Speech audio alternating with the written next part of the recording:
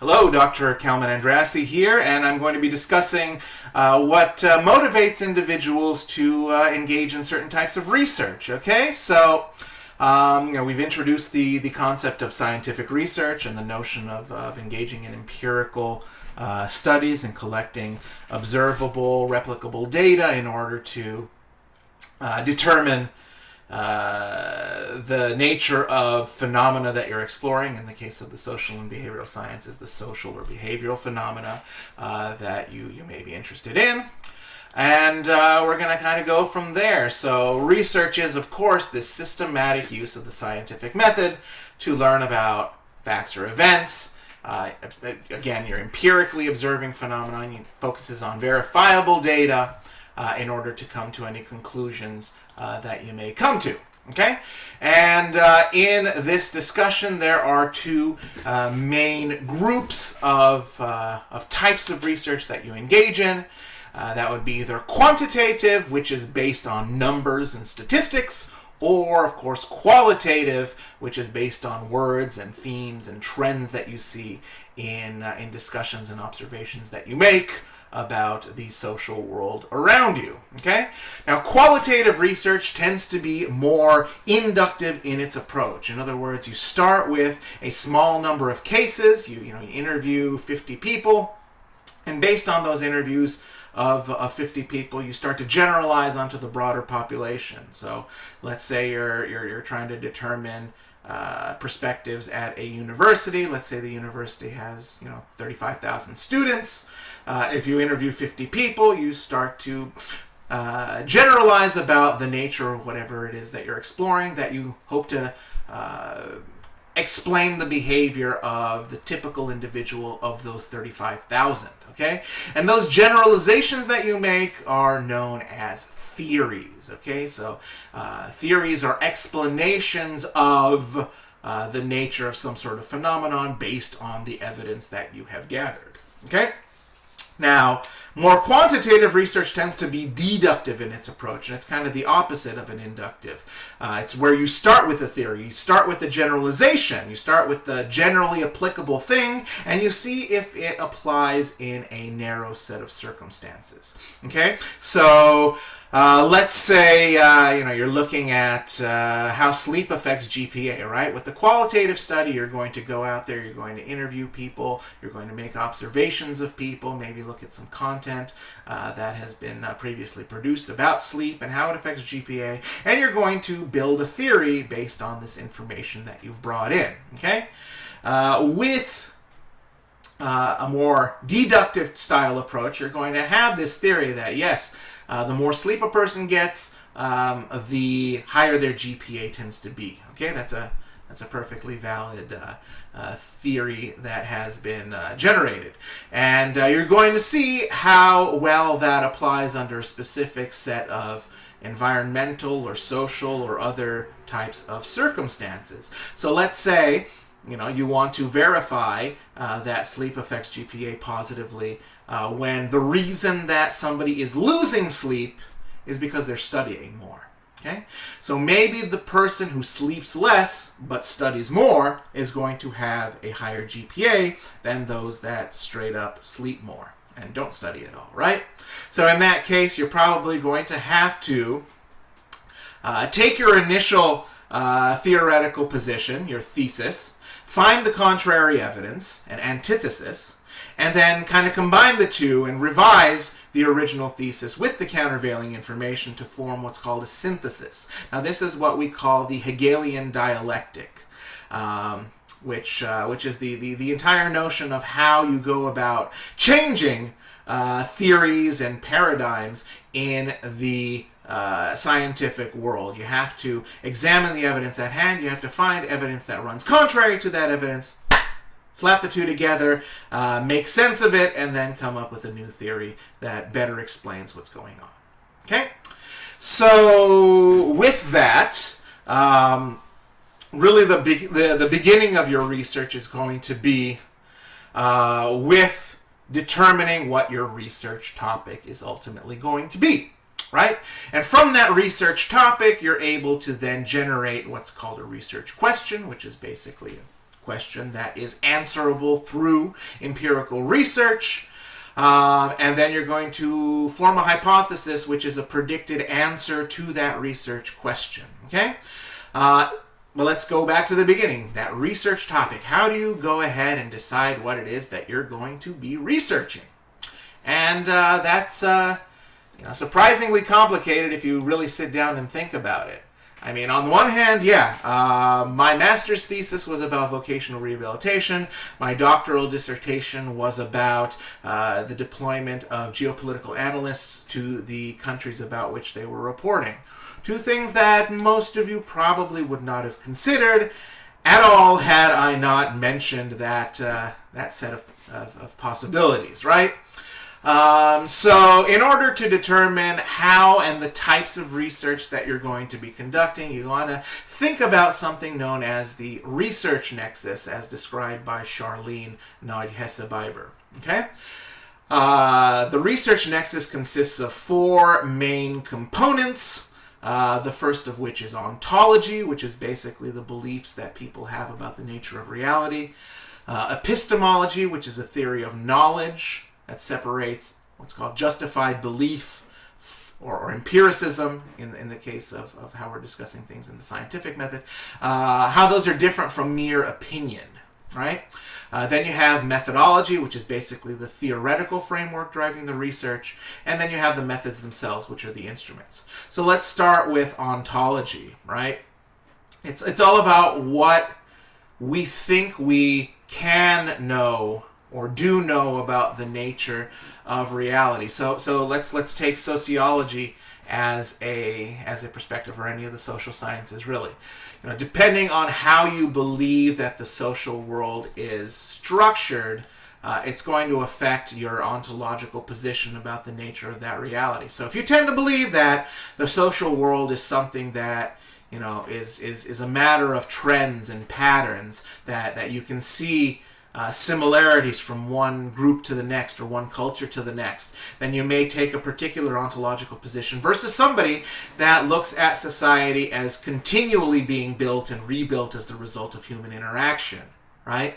So one of the fundamental differences of opinion that you see in the social sciences is regard to the concept of gender, right? There are individuals that believe that there is a set of concrete patterns and trends and things like that, mostly based on sex and biology and things like that determine what a person's gender is. And then there are individuals who look at gender as a construct that is continually being built and changed based on human interaction, right? So that an individual isn't necessarily male unless they engage in certain types of social behaviors or have social characteristics that would identify them as male. So if a person might be identified as a male based on the trends and the patterns that you see, if you're more of this kind of constructivist kind of an individual, looking at the specific interactions and symbols and everything like that go into what makes somebody determined to be a male or a female,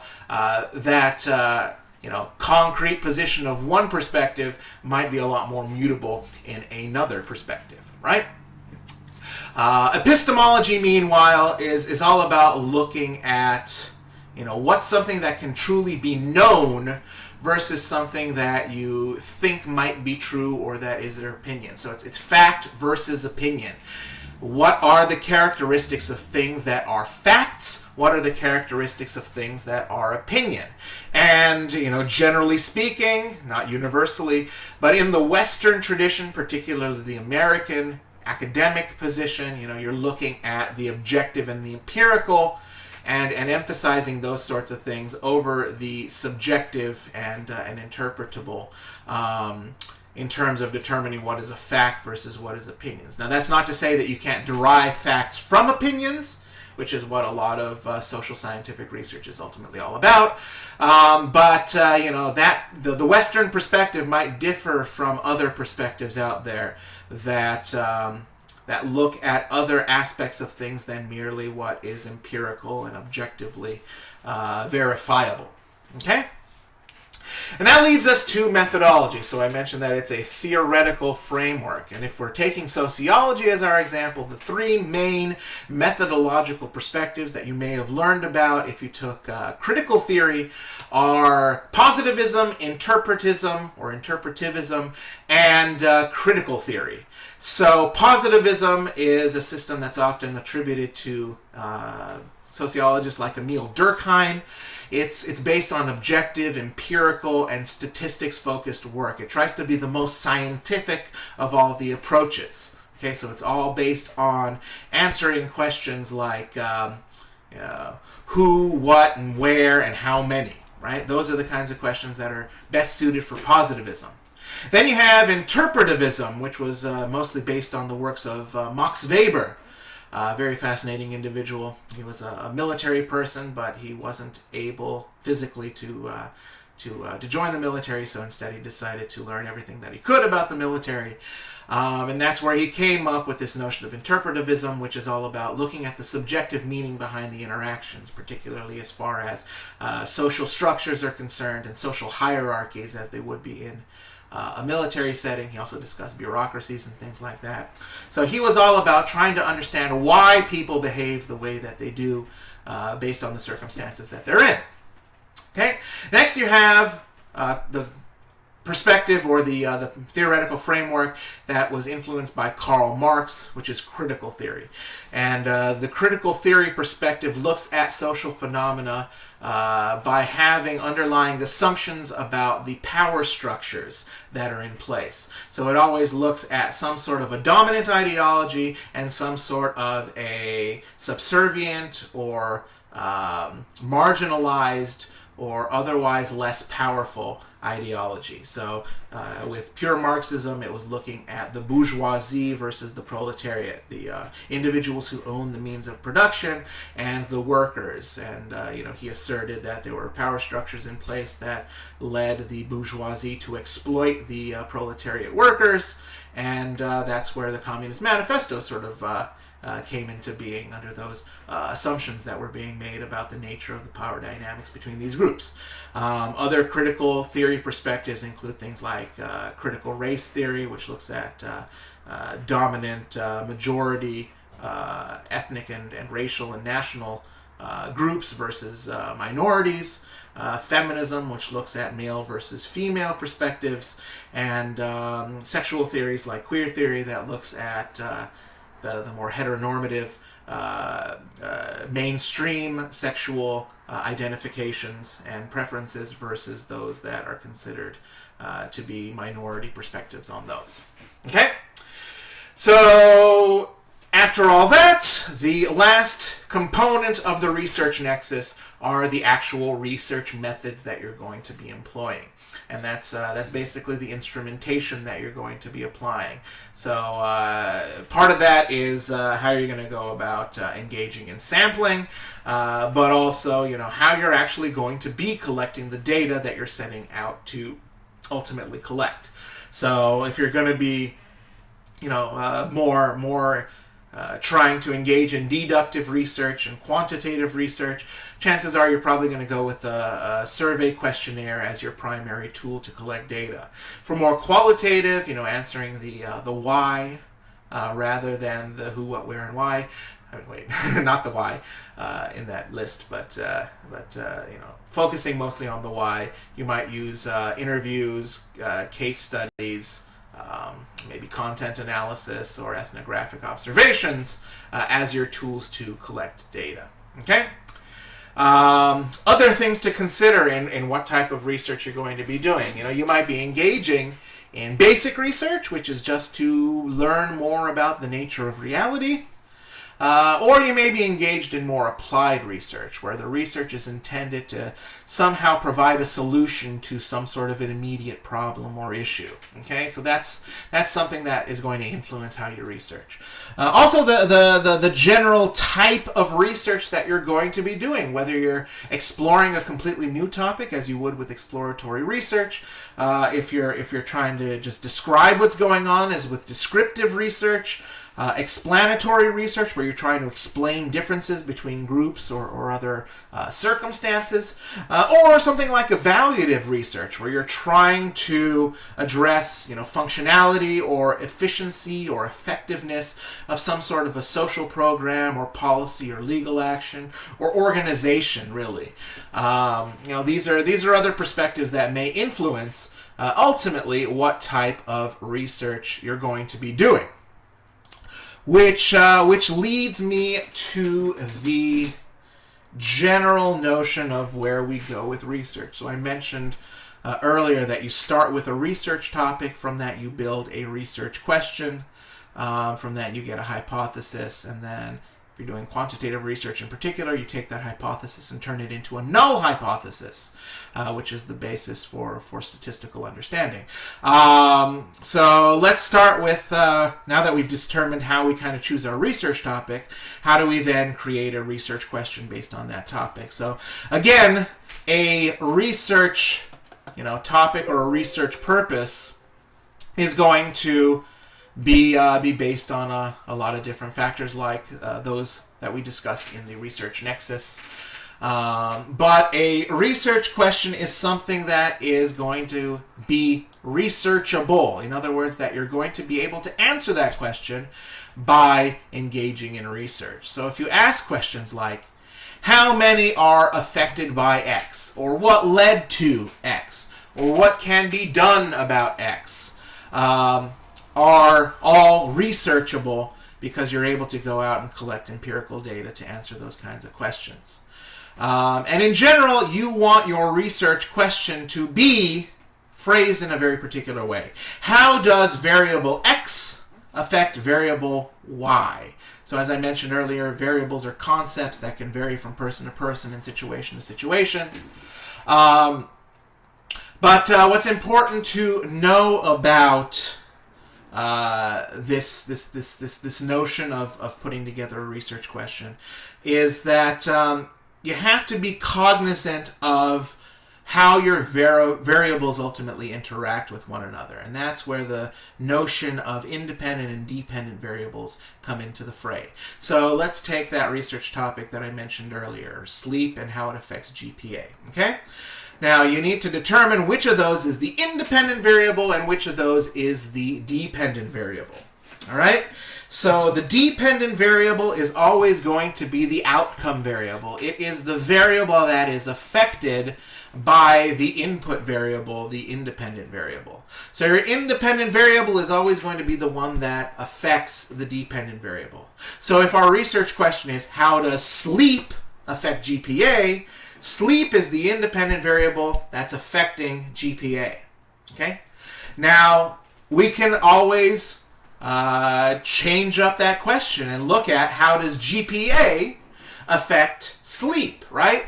People might lose a lot of sleep if their GPA isn't where they want it to be. If they're struggling academically, they might not get as much sleep. So we can look at the kind of the opposite scenario, how GPA affects sleep, just as much as we can look at how sleep affects GPA. But it's important to be able to know, in the specific research question that you're pursuing, under the specific set of circumstances that you're looking at, what is the independent variable and what is the dependent variable.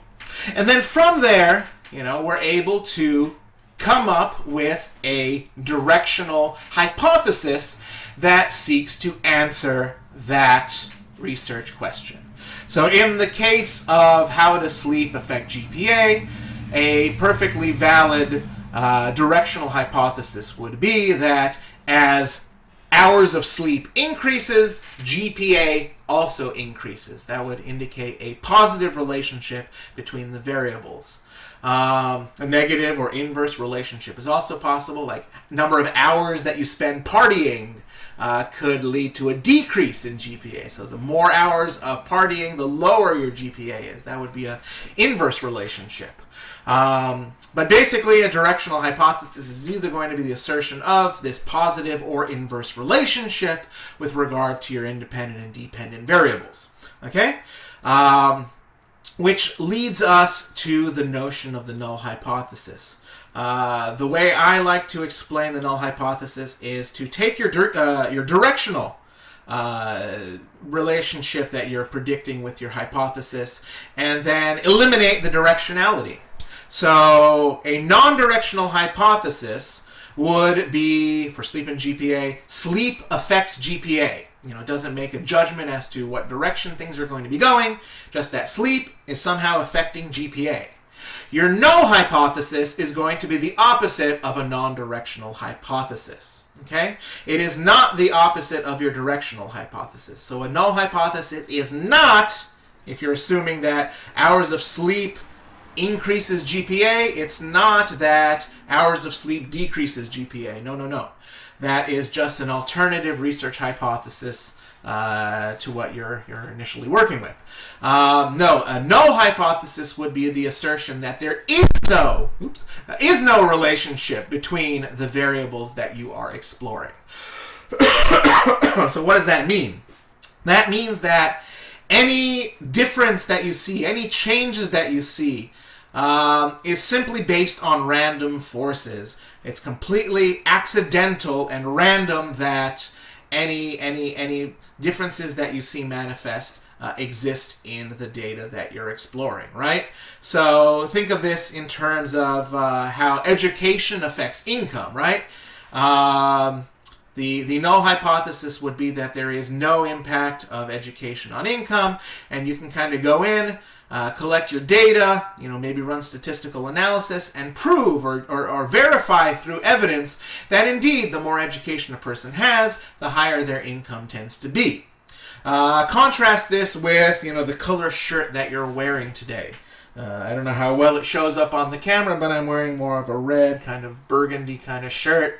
It has no impact whatsoever on what my income is, or what my income is likely to be in 10 years or anything like that.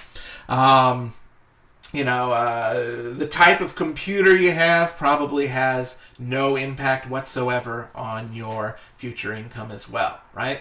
And in those cases, any any distribution of data that you see that tends to suggest that maybe, the color shirt that you're wearing influences your income in the future, is just, something that happened at random, right? You flip a coin 100 times, your expectation is that you're going to get a 50-50 split.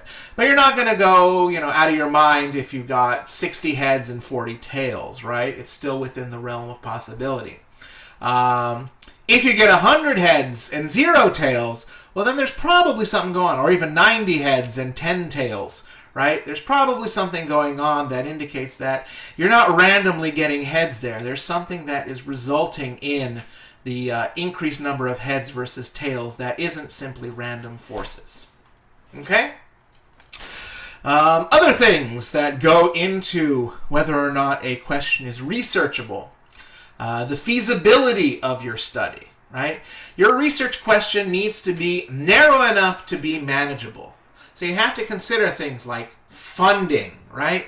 Time that you have in order to complete your your survey. How ultimately accessible is the data that you're trying to collect? How accessible is the target population, right? Are you able to just go out and collect this data? Do you need to gain access to some sort of a gatekeeper, somebody who can get you access to a particular group, right? Let's say you want to go do research on like a BDSM club or something like that, right? There are public BDSM clubs out there, but people in that club probably would not want outside attention, and it would be very difficult to collect data at a BDSM club without, maybe having somebody there to kind of vouch for you. It's like, hey, this person's trying to collect some data on what goes on in this club. They're not there to, violate your privacy or anything. There's going to be a lot of things that you need to kind of get around in order to be able to collect that data. Same goes for gang members or individuals convicted of crimes, or even celebrities, public figures, individuals of in positions of considerable power. They might not have the time or the desire to talk to some random person asking them questions about their lives or things like that. So you might need to have have somebody that can kind of vouch for you. And of course, I mentioned time and money, right? We could go out and find out if people prefer, soda X versus soda Y. And we could go out and gather parametric data, ask every single person in the United States, which is somewhere, hovering around 370 million people. Sorry. Consider this. If you're trying to mail out a survey questionnaire to even 1,500 participants, right? Which is the typical amount that you would mail out a survey to if you were to try to get national level data. Stamps cost, at the time that I'm talking about this, I believe 55 cents. So stamps alone would cost $825 just to mail out the survey to everybody. I mean, where is that $825 going to be coming from? Out of your pocket? Out of some sort of you're going to get donations in some form or fashion? How are you going to be able to pay for things, right? So 1,500 individuals alone cost $825. Now, if you wanted to actually go out and collect data on all of the 370 million people that are out there at 55 cents, that would run you about $203 million. Just to find out if you prefer soda brand X versus soda brand Y, right? It is prohibitive to be able to do that. We're going to talk about doing samples in order to make that a little bit more manageable and still valid as a means of describing broader populations and being able to make generalizations. But those are things to kind of think about. You can't do everything. You can't engage in every research study because it's too difficult, it's too expensive, and it would take more time than you could potentially spend to make those sorts of things happen. Okay? So that's where I want you to sort of begin in the research process. Think about what research topic, what research purpose is going to be the focus of where you're going to be doing your research in following through with this lecture series. Okay, from that, develop a research question, a researchable question for which you can actually collect empirical data without spending too much time or money or picking a topic that you won't be able to do because you don't have the access to the groups that you want to do your research on. And then once you've established a researchable research question, come up with a directional hypothesis that you can convert to a non-directional hypothesis that you can then convert to a null hypothesis, which when we talk about quantitative research in particular, but it's also still a little bit relevant in qualitative research as well. What the purpose is of a null hypothesis and why we're trying to compare random versus actual influence of one variable on another. Okay? And that's where we kind of begin our journey in actually engaging in real original research.